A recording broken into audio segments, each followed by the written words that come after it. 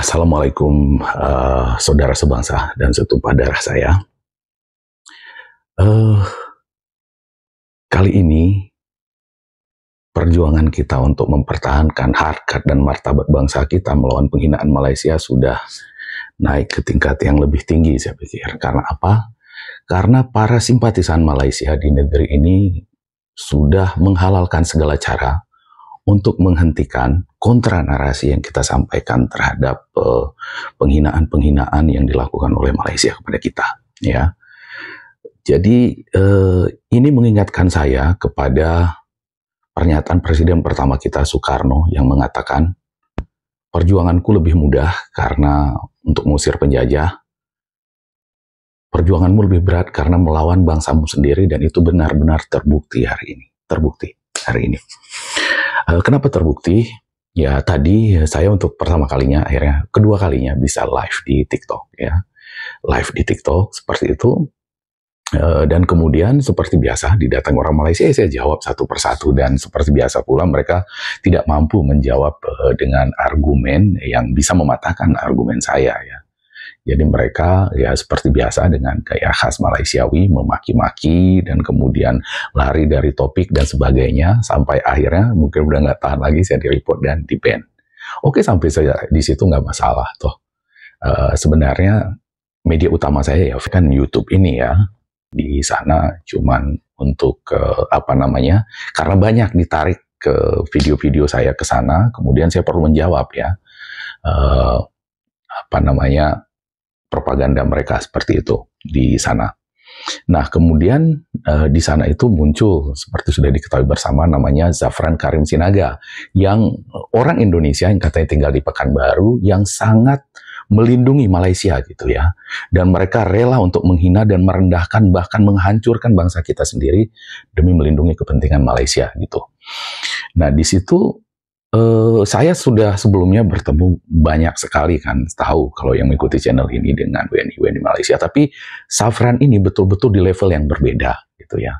Kalau yang lain-lain itu mereka masih malu-malu begitu menunjukkan dukungannya kepada Malaysia dan belum sampai ke tahap menghancurkan bangsanya sendiri gitu untuk menghentikan perlawanan kita terhadap Malaysia ini gitu, ya, perlawanan kita ini. Nah, si Zafran ini itu betul-betul melakukan segala cara termasuk mengorbankan sekelompok orang Indonesia hanya untuk menghentikan saya gitu, ya. Jadi ini mengingatkan saya pada perjuangan kakek buyut kami dulu di Aceh itu, ya. Semua mungkin tahu di dalam sejarah bahwa kami, wilayah Aceh ini adalah wilayah yang paling sulit ditaklukkan oleh Belanda. Dan Gayo adalah wilayah terakhir yang bisa ditaklukkan Belanda, itu pun dengan melakukan pembantaian besar-besaran di wilayah kami, gitu. Karena kami tidak mau menyerah. Karena kami tidak pernah mau menyerah, akhirnya dibantai, dan keluarga saya jelas kena, dan karena itu juga saya lahir. Akibat keluarga kami dibantai oleh Belanda, yang tersisa itu hanya nenek buyut saya, dibawa oleh pasukan yang tersisa ke Ishak, dan kemudian bertemulah di sana dengan kakek buyut saya gitu. Jadi bagaimana cara Belanda saat itu untuk menaklukkan kami di Gayo itu? Kenapa begitu banyak korban di Gayo?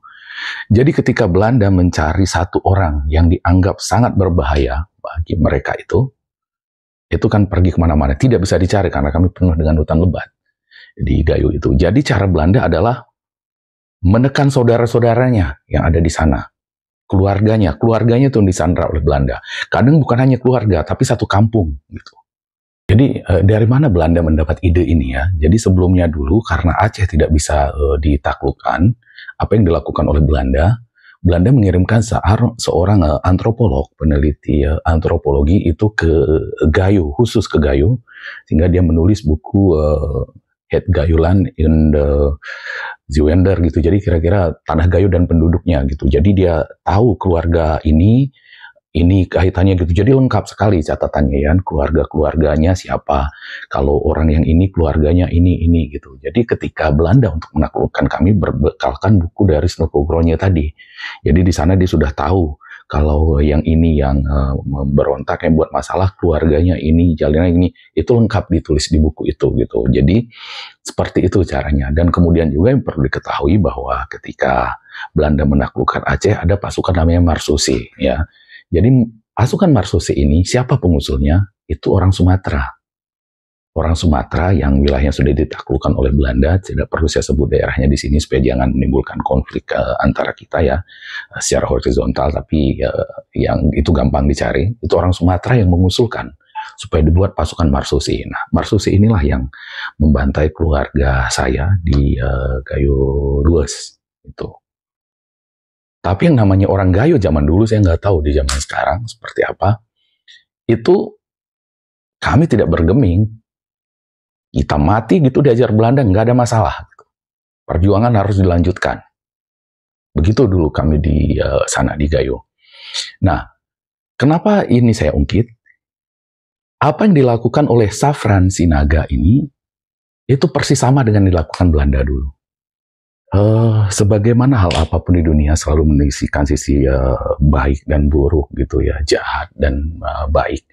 Dalam setiap perang, selain menghasilkan para pahlawan, juga menghasilkan pengkhianat. Kalau di Aceh kami menyebutnya cuak, gitu ya. Jadi ketika Belanda umpamanya tidak sanggup menghentikan kami di zaman dulu, nenek kakek buyut kami, biasanya dia itu membayar seorang warga gitu yang mengenal keluarga kami gitu, untuk ditunjukkan oleh Belanda ini orangnya gitu.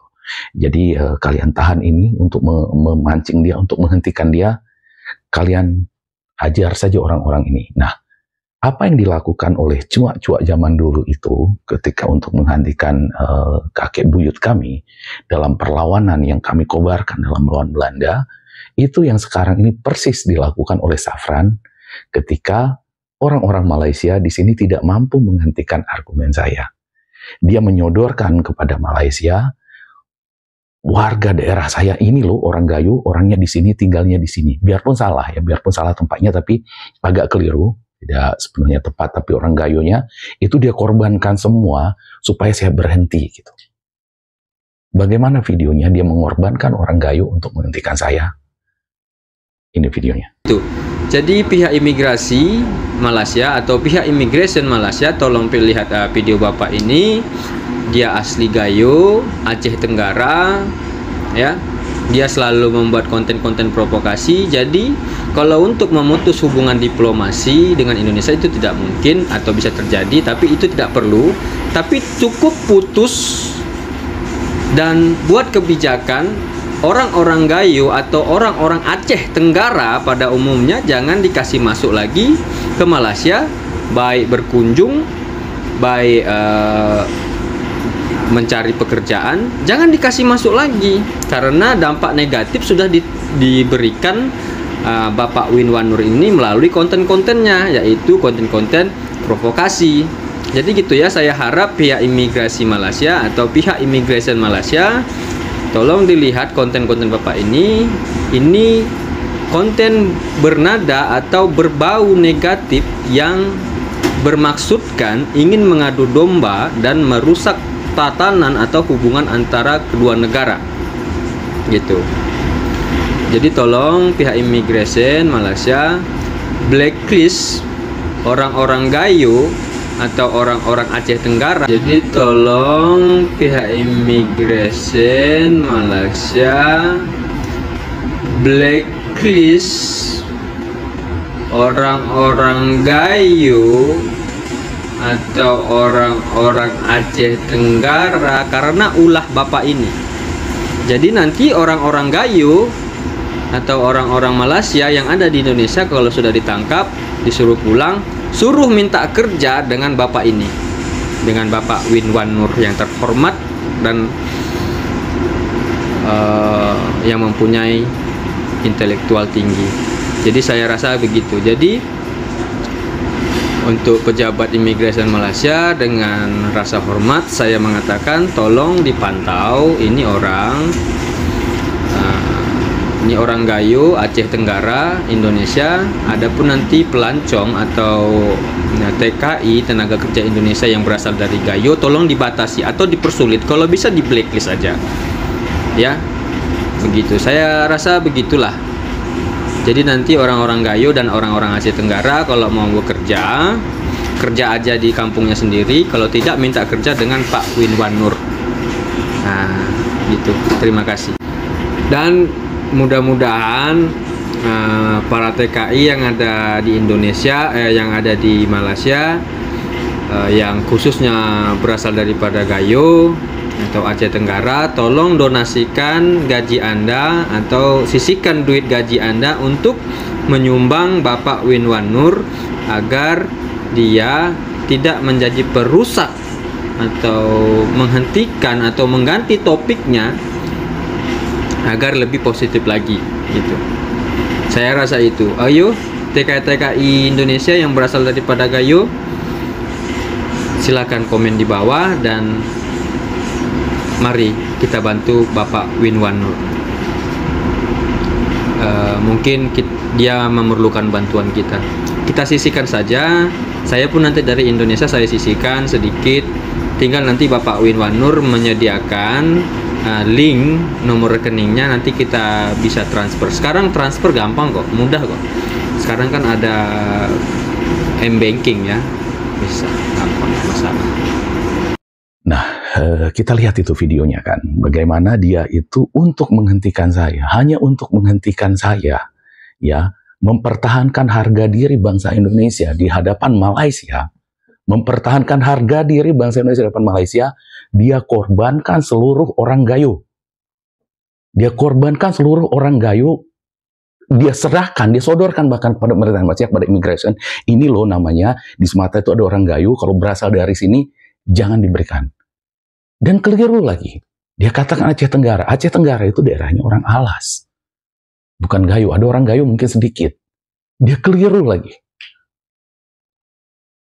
Bukan ini saya gitu. Tapi intinya seperti itu. Dan saya sendiri terus terang, saya nggak tahu bagaimana karakter orang Gayo sekarang, apakah kemajuan, kemudian dinamika yang terjadi sekarang membuat karakter orang Gayo secara umum itu berubah, tidak lagi mau melindungi mungkin anggota masyarakatnya yang dihajar seperti ini, karena mungkin terganggu kepentingannya, mungkin perut lebih penting untuk sekarang ini daripada harga diri. Dan ini saya nggak tahu, terus terang saya nggak tahu seperti apa ya. Dan saya pun tidak akan menjamin bahwa orang Gayo akan semuanya berdiri di belakang saya untuk melawan Zafran. Saya tidak berani menjamin itu.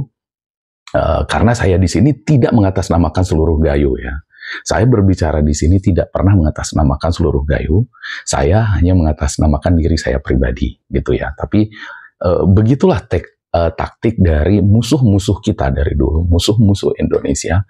Itu mereka itu selalu membuat kita itu terpojok dengan cara seperti ini, kotor seperti ini. Dengan cara kotor seperti ini.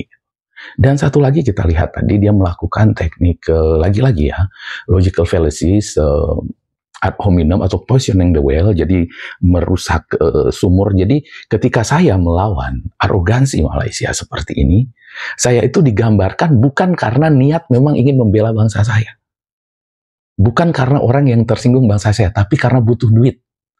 Makanya dia tadi katakan galang donasi untuk saya gitu ya. Padahal yang ikut channel ini dari awal tahu. Setiap live saya banyak yang minta, Bang, buat itu semacam, apa namanya, ya pengemis online seperti Bapak Rock dulu ya, dibikin, apa namanya, di situ akun bank, kemudian orang nyumbang ke sana. Saya nggak pernah mau kan. Saya tidak mau mengemis, tidak mau menjual bangsa saya untuk recehan seperti itu. Gitu. Kalau recehan-recehan yang masuk ke sini, ya itu untuk senang-senang gitu, yang untuk video YouTube. Tapi untuk merendahkan diri, menerima recehan, menerima sumbangan, kita berbicara tentang kebangsaan begini, saya tidak pernah mau. Itu. Nah, Zafran ini mengalihkan saya ke situ, menggambarkan saya supaya saudara-saudara saya di Gayo melihat saya melakukan ini karena masalah ekonomi, untuk perut saya sendiri gitu. Nah, sekali lagi disitulah bedanya ya, beda jelasnya antara kita, orang yang mencintai bangsa ini dan orang yang menghalalkan segala cara demi menjilat bangsa asing, mengorbankan bangsanya. Dia sanggup dia korbankan seluruh orang Gayo hanya supaya mencari muka kepada Malaysia. Itu sanggup dia korbankan seorang Gayo. Sementara saya nggak pernah bisa begitu. Artinya meskipun dia melakukan itu, saya tidak akan pernah gitu mengatakan bahwa itu adalah seluruh orang Batak seperti itu. Tolong, kita di Indonesia ini seluruh orang Batak gitu kita lawan karena dia sudah mengorbankan. Nggak akan pernah saya lakukan. Bahkan saya tidak akan pernah mengasosiasikan dia, Zafran Karim Sinaga ini, dengan seluruh marga Sinaga, jangankan Batak. Dengan seluruh marga Sinaga pun tidak, itu adalah dia. Seperti itu. Itu bukanlah karakter dari seluruh orang bermarga Sinaga, itu apalagi karakter seluruh orang Batak. Yang saya tahu adalah para pejuang, para nasionalis yang rela mengorbankan jiwa dan raga untuk negara ini. Selalu saya katakan, dari sebuah pabrik itu, yang keluar itu sudah semuanya produk. Ya. Di samping produk itu ada nama yang keluar, itu limbah. Saya melihat dia itu hanya sebagai limbah. Limbah dari negara ini, limbah dari suku Batak, dan limbah dari bermarga Sinaga. Gitu ya. Jadi begitu juga ketika Borunaga dulu, orang mulai menghina-hina marganya. Saya bilang jangan dihina, karena jangan dihina si naganya, jangan hina naganya, karena dia itu tidak mewakili seluruh suku Batak. Apalagi suku Batak itu tidak mewakili seluruh orang yang bermarga Sinaga gitu ya. Karena apa? Karena kita tahu memang Indonesia ini kita duduk sama rendah, berdiri sama tinggi. Orang-orang Batak sama mencintai negara ini seperti saya, sama mencintai negeri ini seperti saya, juga orang-orang bermarga Sinaga. Cuman ada 1-2 yang nyempil seperti itu. Dan mungkin juga ada 1-2 orang Gayo yang seperti dia, yang memuja Malaysia. Saya nggak tahu. Saya belum pernah ketemu, tapi mungkin saja ada. Tapi saya tidak akan mengatakan semua orang Gayo seperti itu. Dan saya juga tidak akan mengatakan semua orang Gayo seperti saya, atau orang Gayo akan semuanya berdiri di belakang saya. Saya tidak akan mengatakan seperti itu. Dan setelah video itu dia buat, saya nggak tahu dia buat video itu, tapi dia kirimkan videonya. Kemudian dia kirimkan sebuah chat bernada ancaman kepada saya. Dia katakan, kamu hentikan semua narasi kamu, dan saya akan take down video saya yang terakhir. Saya katakan kepada kamu ya, Zafran Karim Sinaga, kamu mungkin karena sudah terlalu banyak bergaul dengan orang Malaysia, kamu tidak lagi mengenal karakter bangsamu ini. Kami itu bangsa pejuang, Zafran. Kami tidak akan mundur dengan ancaman kecil seperti kamu itu. Ya. Darah nyawa kami berikan untuk bangsa ini. Apalagi cuma ancaman kecil seperti kamu itu. Kamu pikir saya akan mundur cuma ancaman seperti itu? Kamu tahu, kakek moyang kami dulu mencari mati dia ke medan area dalam pertempuran untuk melawan Belanda, karena Belanda nggak berani datang ke tempat kami. Saya sebagai cucunya, kamu pikir mundur dengan ancaman seperti itu? Malu saya menghadap nenek moyang saya nanti. Malu saya menghadapi kakek buyut saya kalau saya berhenti memperjuangkan harkat, martabat, dan harga diri bangsa saya cuman karena ancaman kamu seperti itu. Kamu keliru, Zafran. Apa yang sudah kamu mulai ini, kita lanjutkan sampai akhir. Saya hancur, nggak ada masalah. Saya bangga kalau saya hancur demi mempertahankan harkat dan martabat bangsa saya. Kalaupun saya harus mati karena itu, itulah mati yang paling terhormat bagi saya, Zafran. Oke? Kamu camkan itu.